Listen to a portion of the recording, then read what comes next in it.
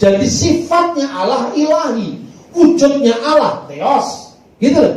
Jadi tidak bisa kata ilahi itu diterapkan untuk yang lain sebetulnya.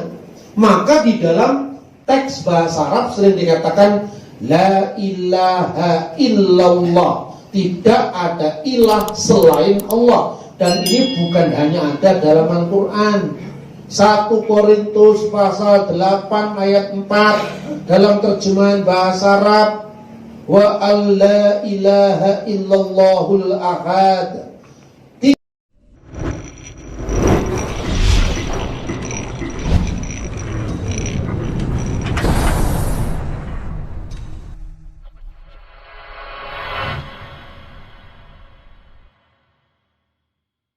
Saya tuh beruntung kecilannya nonton wayang, baca kitab-kitab selain Alkitab, ya Quran, ya Bhagavad Gita.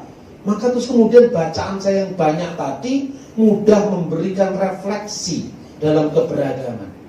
Terus yang ilahi itu hanya berlaku untuk Allah, tidak berlaku untuk yang lain. Maka sekalipun itu diterjemahkan yang ilahi, dalam makna ini salah. Yang ilahi itu hanya Allah. Makanya dalam bahasa Arab ya, Lahud al-Masih, artinya apa? The Godhead of Jesus Christ. Ketika dia bicara tentang kata sifat itu ilahiyah atau lahud. Yang lain gak punya sifat ilahi, hanya Yesus yang punya. Karena apa? Yesuslah firman Allah. Firman Allah adalah Allah. Karena segala kepenuhan kealahan itu berdiam secara jasmani dalam Yesus Kristus. Nah, teks lain kita lihat misalnya Roma pasal 1 ayat 20. Di sana juga yang mengatakan keilahiannya. Kata ilahi itu bukan theos tapi theos, ya.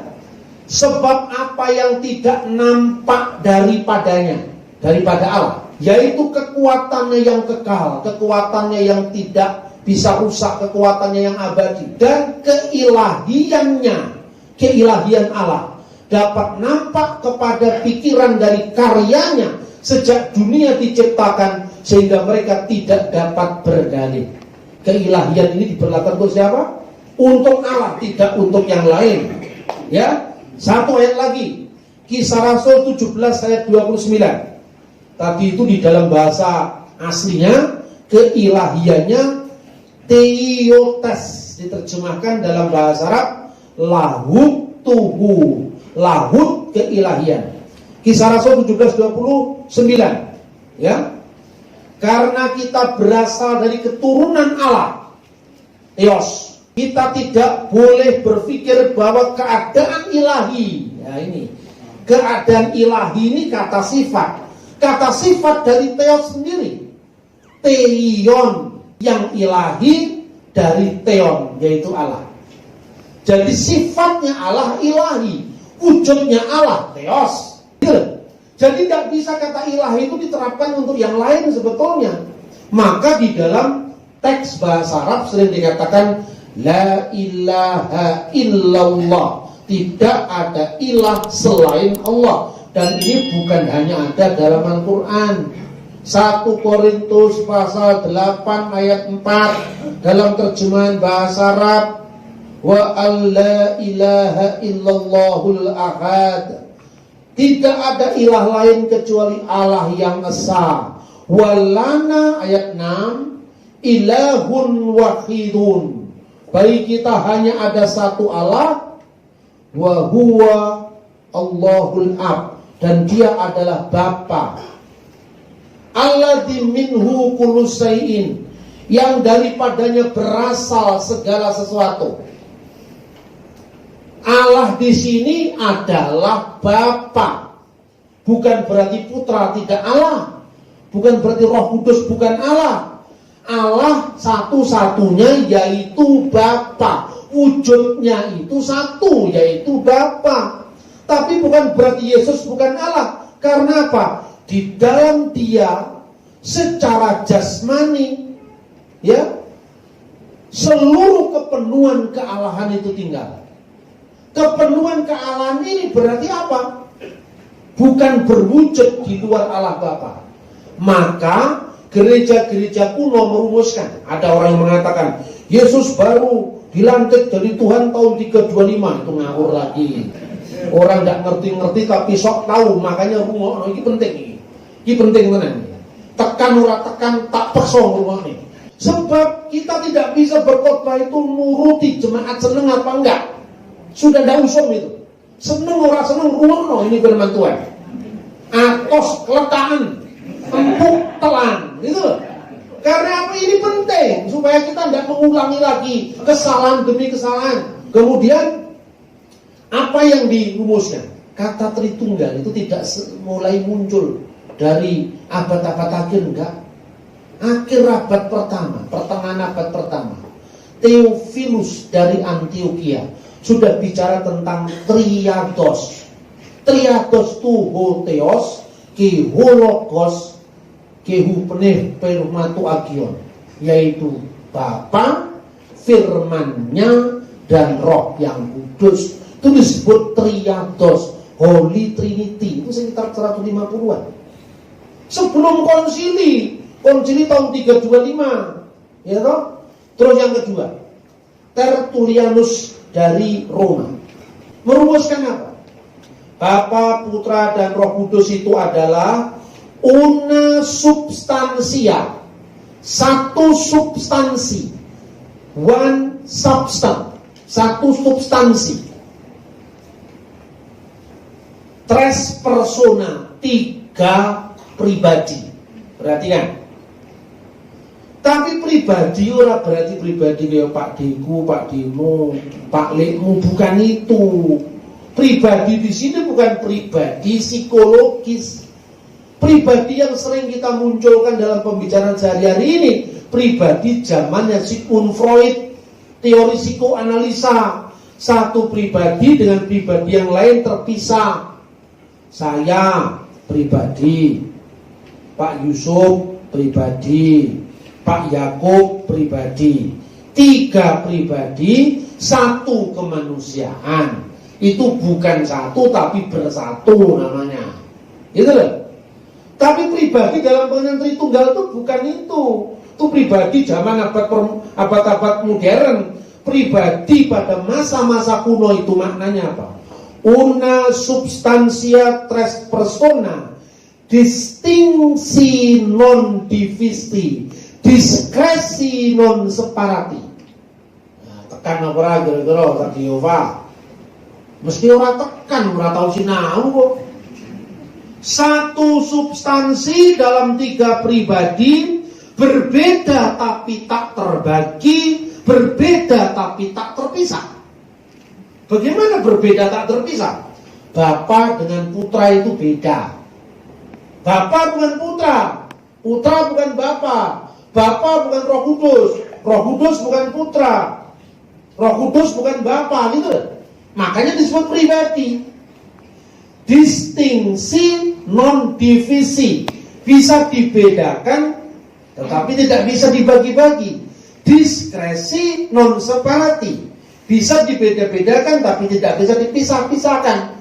Keno kapilah-pilah tan keno kapisah-pisah. Kenapa? Mergo wujude mung siji. Satu Allah yaitu Bapa, itu wujudnya Bapa. Di dalam Allah yang disebut Bapa itu ada firman-Nya yang kekal, ada Roh-Nya yang kekal. Antara ketiganya ini, Bapa, Firman, dan Roh Kudus, itu suatu komunikasi kasih yang dinamis. Itulah sebabnya tidak sekedar seperti saya, pikiran saya dan roh saya kan nggak bisa dialog. Karena itu manusia bisa kesepian. Karena dia tidak bisa dialog dengan pikirannya, tidak bisa dialog dengan rohnya. Roh gua itu nggak bisa. Ya toh? Tapi Allah bisa. Kenapa Allah bisa?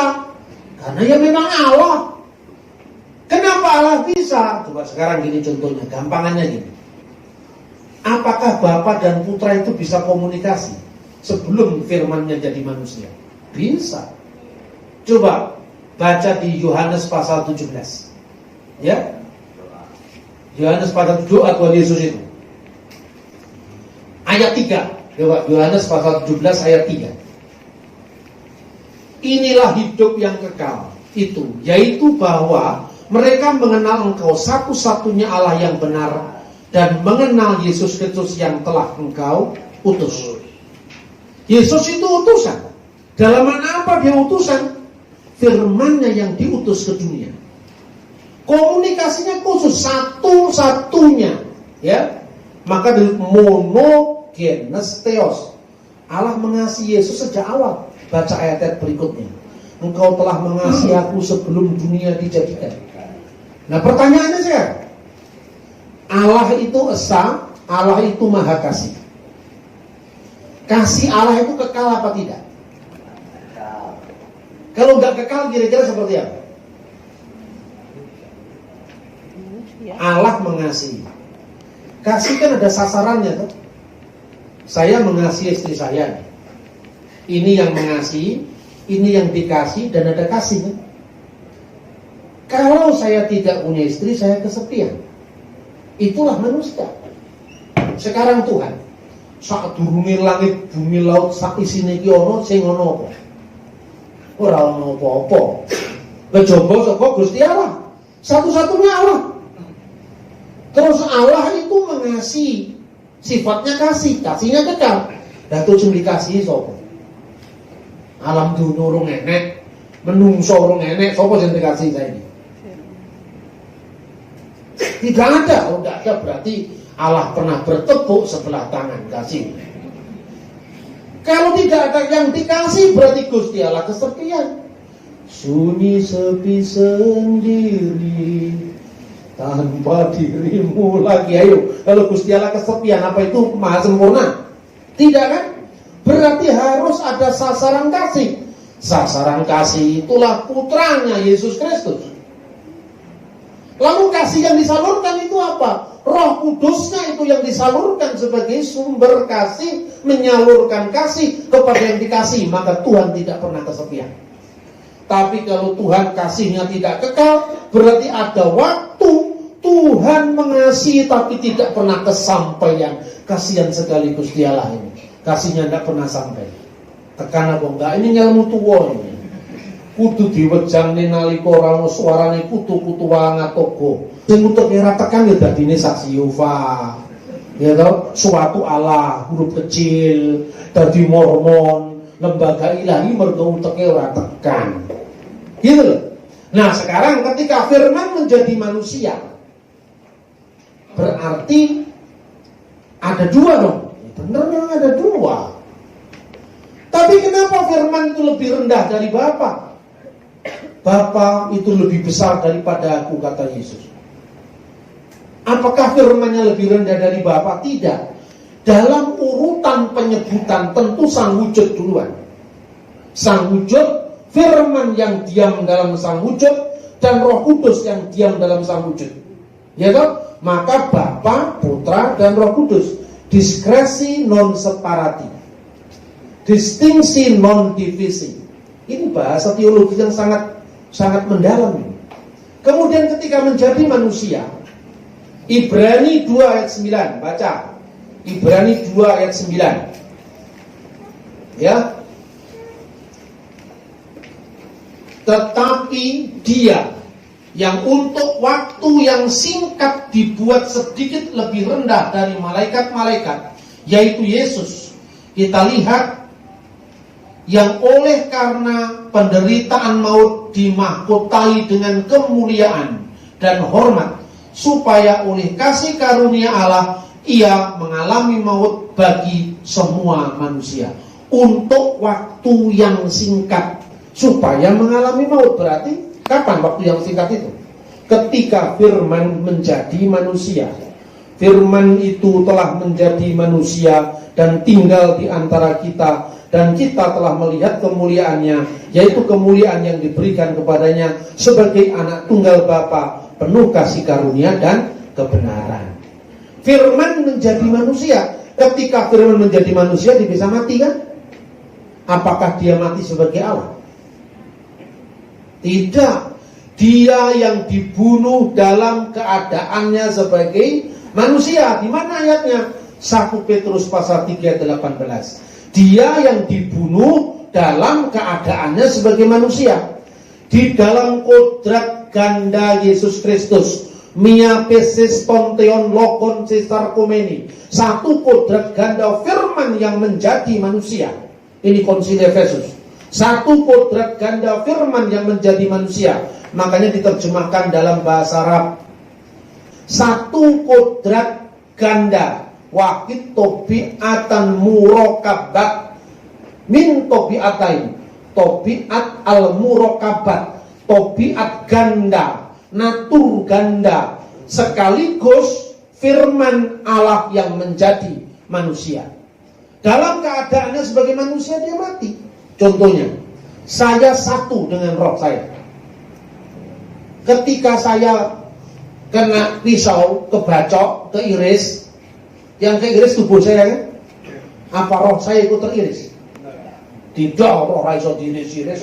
Yang bisa diiris-iris itu timun diiris-iris, matur nuwun ra wis-wis.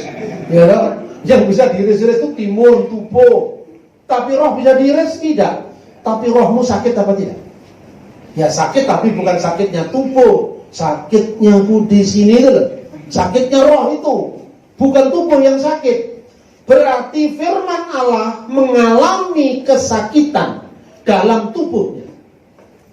Tetapi firman Allah tidak tersentuh oleh maut. Makanya di dalam ajaran gereja purba itu ada lagu namanya Trisakyon. Ya, kira-kira begini. Kudusullah, kudusul qawi, kudusul ladzi la yamutirhamna.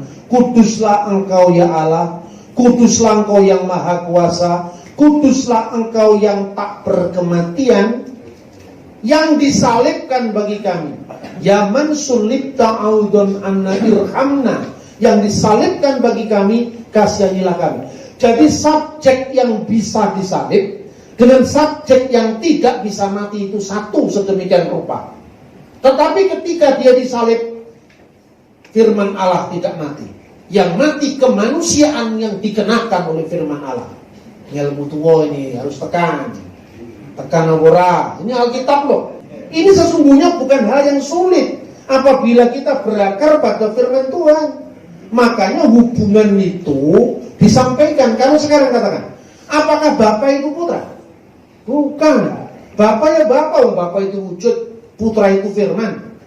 Apakah putra itu Roh Kudus? Putra ya putra, Roh Kudus ya Roh Kudus. Putra itu firman, Roh Kudus itu Roh Allah. Apa Roh Kudus sama dengan wujudnya Allah? Tidak sama, tapi satu. Seperti saya wujud. Bedanya kalau Allah wujudnya roh, kalau kita daging. Dalam diri sang wujud yang satu ini ada pikiran saya, ada roh saya. Roh saya dan pikiran saya satu apa tidak? Satu. Beda apa enggak? Beda. Diskresi non separati, distingsi non divisi gitu loh. Jadi pikiran saya beda dengan saya. Wujud saya ada di dalam wujud saya, pikiran saya dan roh saya. Tapi roh saya bukan pikiran saya berbeda dengan pikiran saya. Bapa berbeda dengan Yesus. Kalau Bapa sama dengan Yesus, berarti Bapa disalib. Ayo tekan, bisa nggak Bapa disalib? Masa wujud Allah disalib? Yang disalib adalah kemanusiaan yang dikenakan oleh Sang Sabda. Berarti Yesus dalam kemanusiaannya, dia mati disalib. Dia yang dibunuh dalam keadaannya sebagai manusia. Tapi apakah Allah bisa disalib? Tidak. Nah kalau Anda menyamakan Bapa dengan anak, berarti Gusti Allah iso disalib. Masa Gusti Allah disalib? Itulah yang di gereja kuno dilawan ajaran bidat namanya patripasionisme, di mana Bapa bisa menderita. Bapa itu wujud Allah, tidak bisa menderita, tak tersentuh oleh maut, ya.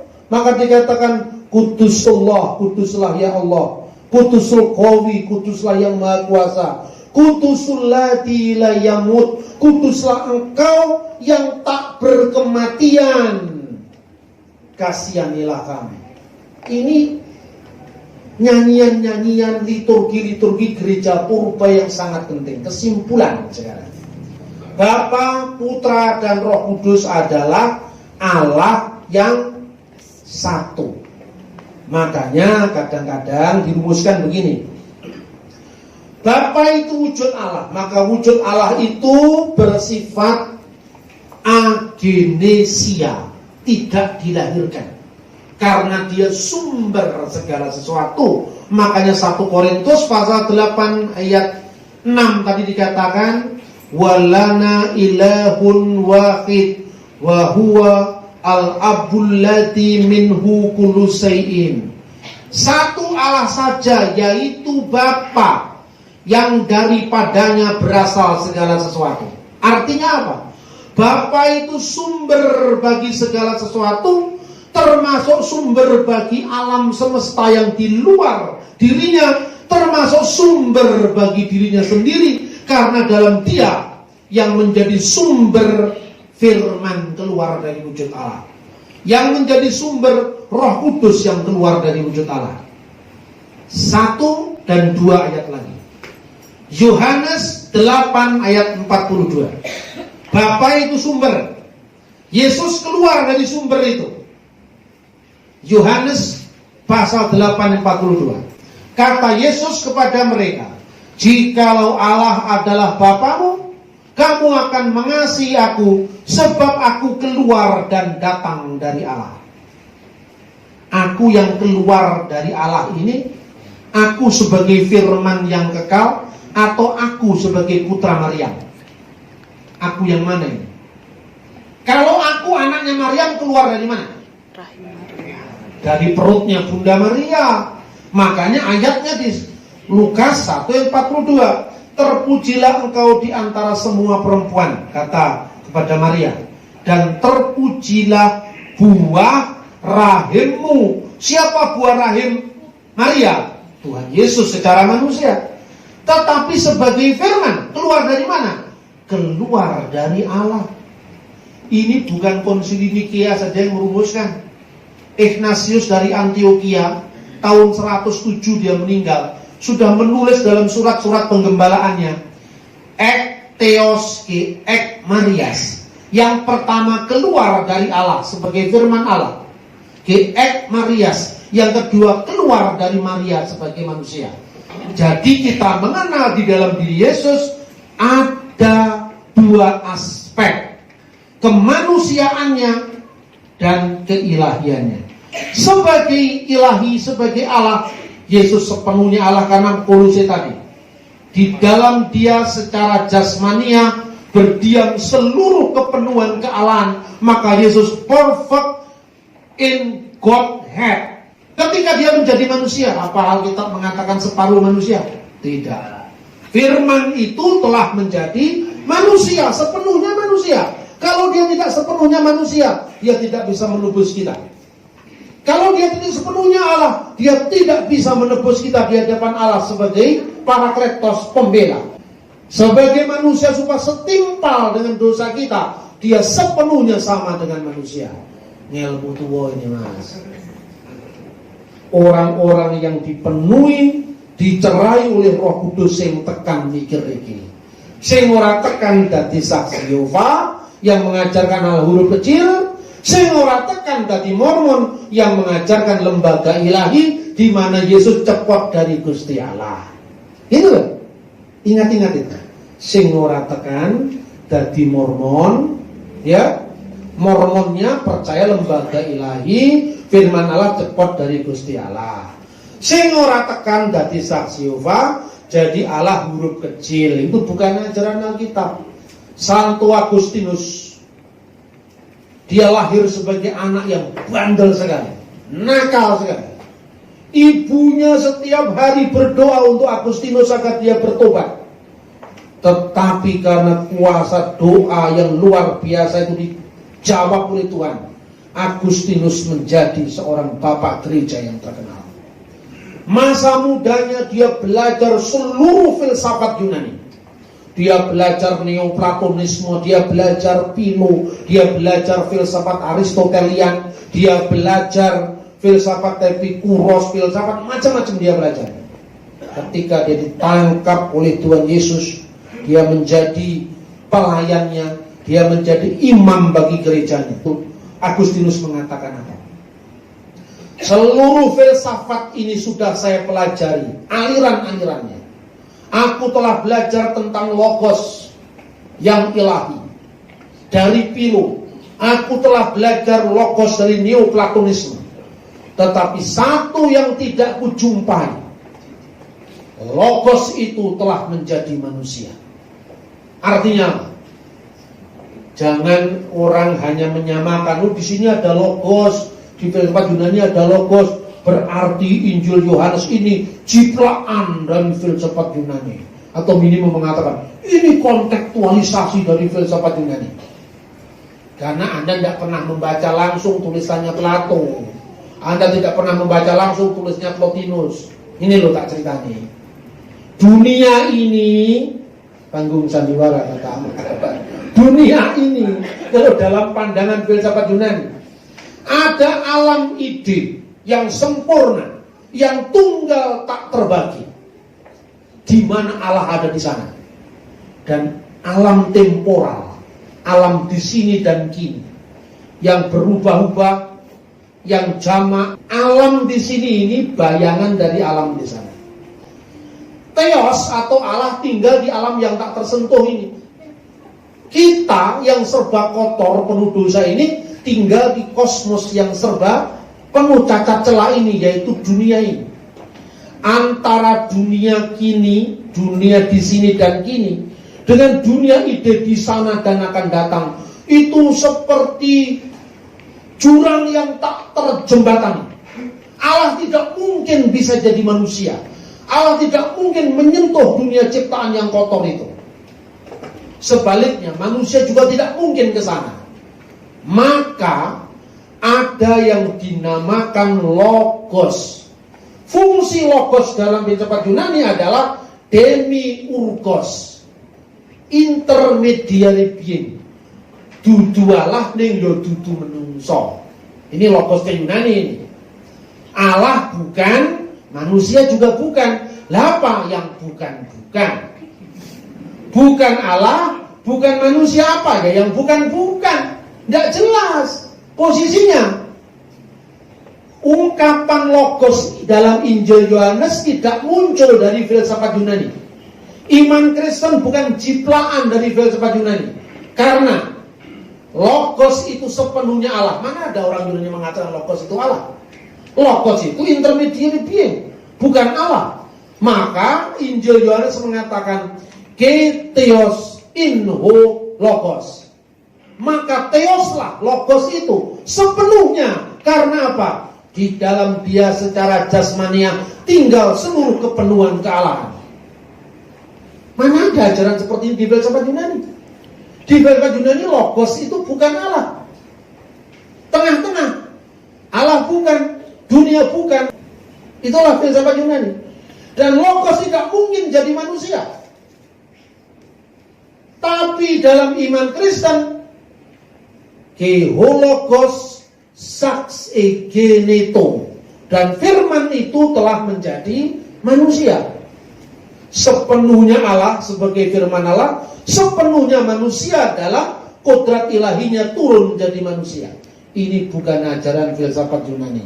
Sebelum munculnya Injil Yohanes, Alkitab Perjanjian Lama sudah diterjemahkan dalam bahasa Yunani di Alexandria tahun 285 sebelum Masehi, namanya Septuaginta, di mana kata Devar Elohim diterjemahkan dengan Logos to Theou, firman Allah. Jadi miripnya logos bukan berarti logosnya Yunani seperti sekarang. Miripnya kata Tuhan. Tuhan dalam ketuhanan yang Maha Esa. Tuhannya Hindu dengan Kristen sama enggak konsepnya? Enggak sama. Tapi kalau ngomong Tuhan, Anda ketemu sama orang Hindu. Bli, bagaimana kabarnya Bli? Katanya istrinya sakit. Tapi sudah sembuh sekarang karena Ide Sang Hyang Widiwasa sudah menyembuhkan istri saya. Terima kasih Tuhan. Tuhannya sama enggak? Cara konsep enggak sama kan? Tapi bahasanya kan sama. Bodoh-bodoh Indonesia. Atas berkat rahmat Tuhan yang Maha Kuasa. Tidak perlu dikatakan ini Tuhan menurut Alkitab loh ya, bukan Tuhan menurut Al-Quran kan enggak kan? Itu bahasa milik bersama. Begitu juga kata logos. Nah disebut apa? Masa logos disebut tahu? Tahu kan bahasa Tionghoa. Masa logos disebut dengan Sang Sabdo? Ini Sang Sabdo itu nunggal kelawan Gusti Allah. lan sang sabdo itu jumeneng Allah. Ing kala purwa sang sabdo kan ya beda to. Mosok ngono ora ngerti. Tekan apa ora kira-kira? Tekan, puji Tuhan. Bapa itu adalah agenesia. Dia tidak dilahirkan karena dia sumber. Putra itu genesia yang diperanakkan dari Bapa. Ini salah paham lagi. Mosok kok beranak dari Bapa? Justru yang diperanakkan dari Bapa itu duduk anak seperti anak fisik. Engkaulah anakku, pada hari ini aku memperanakan engkau, kata Mazmur. Siapa yang dimaksud? Yesus. Allah memperanakan Yesus. Allah itu Bapa, Allah itu Sang Romo yang diperanakkan dari Bapa sebelum segala abad. Mosok Gusti Allah Bapa kok mana? Sing mana kan yo Kanjeng Ibu, bukan Kanjeng Romo. Apa artinya? Tegese iki duduk anak beranak secara fisik. Ini anak kiasan, maka lahirnya dari Bapa. Sebab Bapa itu tidak beranak. Artinya apa? Allah tidak beranak dan tidak diperanakkan secara fisik. Yang ketiga adalah prosesi eksporeusis. Roh Kudus keluar dari Bapa. Di mana ayatnya? Yohanes pasal 15 ayat 26. Roh kebenaran yang keluar dari Bapa. Yesus, kalau kamu percaya Allah Bapamu, kamu mengasihi aku, sebab aku keluar dari Bapa. Yesus diperanakkan dari Bapa, Roh Kudus keluar dari Bapa. Sumbernya apa? Bapa. Karena sumbernya hanya satu, maka wujudnya hanya satu. Seperti saya, pikiran saya dan roh saya. Cuma bedanya, saya, pikiran saya, dan roh saya bukan pribadi. Ya, bedanya itu. Tetapi Bapa, Putra, dan Roh Kudus adalah pribadi ilahi. Bukan pribadinya Bejo, Salim, Selamat, bukan. Tapi pribadi ilahi yang tidak terpisah, tapi terbedakan. Diskresi non separati, distingsi non divisi.